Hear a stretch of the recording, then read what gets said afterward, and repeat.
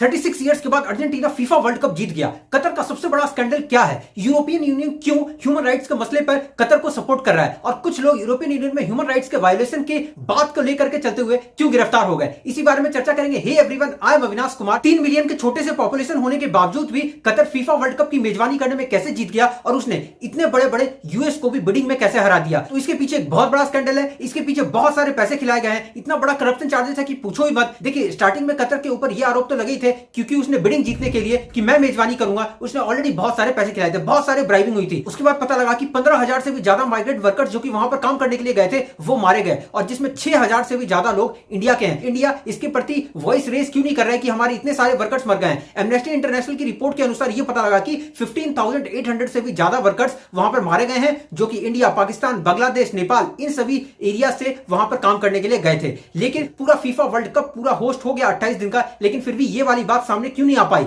क्योंकि इसके पीछे यूरोपियन यूनियन, जो कि यूरोपियन यूनियन पूरे 28 कंट्रीज का पूरा समूह है और उसमें से ब्रेक्जिट होने के बाद फिर 27 कंट्रीज बचे हैं और जिसकी राजधानी बेल्जियम के ब्रुसेल्स में है। बेलरेक्स कंट्री है, बेल्जियम, नीदरलैंड, लग्जमबर्ग, तो बेल्जियम में उसका हेडक्वार्टर है। जो यूरोपियन यूनियन है और जो वेस्टर्न कंट्रीज है, ये ह्यूमन राइट्स के मुद्दे को बहुत ही आगे बढ़ चढ़ करके बोलती है हमेशा। लेकिन कतर को इस बात का डर सताने लग गया वर्ल्ड कप के होने से पहले ही कि क्योंकि मैंने इतने बड़े अरेंजमेंट किए, इतना सारा पैसा खर्चा किया है, तो ये पूरे 28 डेज के दौरान क्योंकि माइग्रेंट वर्कर्स का ह्यूमन राइट्स का मसला ना उठाया जा सके और इसके लिए कतर ने बहुत ही हैवी एक्सपेंसिव और लग्जरी गिफ्ट्स, जिसमें कि उसने $200 मिलियन से भी ज्यादा का ज्यादा यूरोपियन यूनियन के मेंबर ऑफ पार्लियामेंट को उसने खिलाए। क्योंकि देखिए, यूरोपियन यूनियन में पूरा का पूरा 27 कंट्रीज के समूह में से 705 लोगों की मेंबर्स की पूरी संसद बैठती है बेल्जियम में। 2 मेंबर ऑफ पार्लियामेंट को गिरफ्तार कर लिया गया बड़े बड़े करप्शन चार्जेस की प्रति, क्योंकि उन्होंने कतर से अच्छे खासे पैसे लिए थे। अलग अलग लग्जरी होटल्स का सारा कुछ उनको वीआईपी पूरा फीफा वर्ल्ड कप कतर के लिए पूरा ऑर्गेनाइज किया गया था, उनको लग्जरी हॉलीडेज प्रोवाइड किए गए थे और उन्हें गिरफ्तार कर लिया गया क्योंकि उनके पास से बहुत बड़ा करप्शन का चार्ज मिला। क्योंकि वो क्या कर रहे थे, यूरोपियन यूनियन की पार्लियामेंट में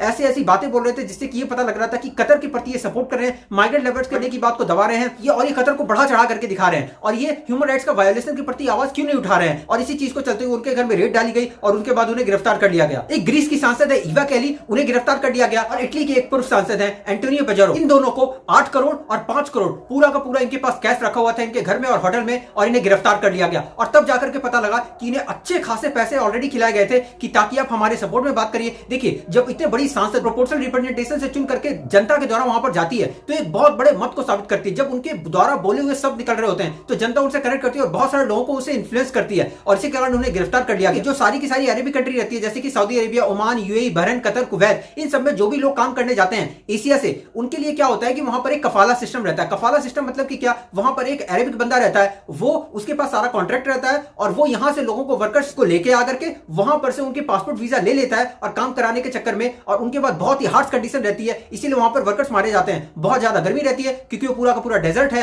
और काम का प्रेशर होने के चलते इतना सारा उनसे काम करवाया जाता है क्योंकि फीफा वर्ल्ड कप स्टार्ट होने वाला था तो ऑलरेडी 10 सालों से तैयारी चल रही थी। तो 2010 से 2019 के बीच में पता लग गया कि 15,000 से भी ज्यादा लोग मारे गए, जिसमें कि 6,500 से भी ज्यादा इंडियन थे और बहुत सारे लोग कंस्ट्रक्शन के दौरान ही मारे गए। आप सोचेंगे कि कतर जैसी छोटी कंट्री पूरे बड़े से बिड को जीतना क्यों चाहती थी? उसने इतना बड़ा सारा पैसा खर्चा करके क्या साबित कर दिया? देखिए, जब भी कोई पूरी दुनिया का इंटरनेशनल इवेंट कहीं पर होता है और वो भी फीफा वर्ल्ड कप जिसमें कि पूरी दुनिया भर की निगाहें हो, तो उस कंट्री का टूरिज्म सारा का सारा बूस्ट होता है और उस कंट्री को पूरा इंटरनेशनल लाइमलाइट में आता है क्योंकि पूरी दुनिया की मीडिया कवरेज उसे मिलती है। कतर भी यही चाहता है कि दोहा पूरी दुनिया का इंटरनेशनल हब बने जिसमें कि टूरिस्ट पूरी दुनिया भर से घूमने आए, जैसे कि सिंगापुर है, जैसे कि थाईलैंड है, तो पूरी दुनिया का इंटरनेशनल टूरिज्म वहां पर फोकस हो और वहां पर कतर में भी ये सारी अपॉर्चुनिटीज बिल्ड हो, होटल इंडस्ट्री बिल्ड हो, पूरा का पूरा सारी चीजें इससे बिल्ड होती है, पूरी दुनिया का इंटरनेशनल लाइमलाइट उसके ऊपर आता है। इंडिया माइग्रेंट वर्कर्स के मुद्दे पे खामोश क्यों है? इंडिया ने कोई ऑफिशियल स्टेटमेंट तो जारी नहीं किया जो कि international convention of protection of migrant labours and members of their families, India ने इसे रेटिफाई नहीं किया, मतलब इंडिया ने ये पूरे इंटरनेशनल कन्वेंशन को अपने संसद से पास नहीं किया है। तो इंडिया के पास ऑलरेडी बहुत सारी ह्यूमन राइट्स का खुद का अंदर इंटरनल मसला रहता है। तो जब कहते हैं ना कि खुद के घर शीशे के हों तो दूसरे पे पत्थर नहीं फेंका करते, इंडिया के अंदर खुद बहुत सारे आपने देखे होंगे चाइल्ड लेबर्स होता है कहीं ना कहीं पर, और उसके बाद फिर इंडिया इस बात को इंटरनेशनल प्लेटफॉर्म पे नहीं उठा पाता है। एक तो इंटरनेशनल कन्वेंशन को इसने साइन नहीं किया है, हालांकि ये बहुत ही स्ट्रॉन्ग रीजन नहीं है, पर हाँ कुछ ऐसा ही है। आप जानते हैं कि इंडिया में भी कई जगह पे आपको बच्चे काम करते हुए मिल जाएंगे। यूएस और जो यूरोपियन यूनियन, जो वेस्टर्न कंट्रीज है, ये सारी ह्यूमन राइट्स को बहुत ही स्ट्रांगली बिलीव करती हैं और इंडिया इस सारी चीजों में जिसमें इंटरनली बहुत सारी गड़बड़ी चल रही है, फिर भी इंटरनेशनल प्लेटफॉर्म पे इंडिया को ये वाला मुद्दा उठाना चाहिए क्योंकि बहुत सारे वर्कर्स की जान गई है। आपको पता है कि इंडिया के कैलाश सत्यार्थी जिसे कि बचपन बचाओ के लिए भी नोबेल प्राइज दिया गया था, उन्होंने भी क्यों उन्हें नोबेल प्राइज दिया गया, क्योंकि ताकि बच्चे बहुत सारे जो वर्कर्स काम करते हैं जैसे कि होटल इंडस्ट्री में यहां पर वहां पर, और इंडिया उतनी सारी अपॉर्चुनिटीज क्रिएट नहीं कर पाता, इसीलिए वर्कर्स यहां पर फोर्सफुली चले जाते हैं गल्फ कंट्रीज में काम करने के लिए, जिससे उनको ₹2 ज्यादा ही मिले लेकिन वो वहां पर जाकर के कमाते हैं। हालांकि इंडिया ने एक ई मदद पोर्टल बना करके रखा है जिसमें कि अपने ग्रीवांसेस जो कि लेबर्स हैं वो इशू रेज कर सकते हैं और उसके बाद फिर उनका निवारण भी होगा। बहुत सारे 7,500 से भी ज्यादा केसेस का निवारण भी हुआ है, इनके ग्रीवांसेस को रीएड्रेसल भी किया गया है, पर फिर भी ये सही प्लेटफॉर्म नहीं है जिसमें कि उनकी आवाज को सही तरीके से उठाया जा सके। इंडिया को इस आवाज को उठाना चाहिए और अपने वर्कर्स क्यों इतने सारे मरे हैं उस पूरे का हिसाब देना चाहिए। आई होप आपको ये मुद्दा पूरा का पूरा समझ में आया होगा। Thank you so much.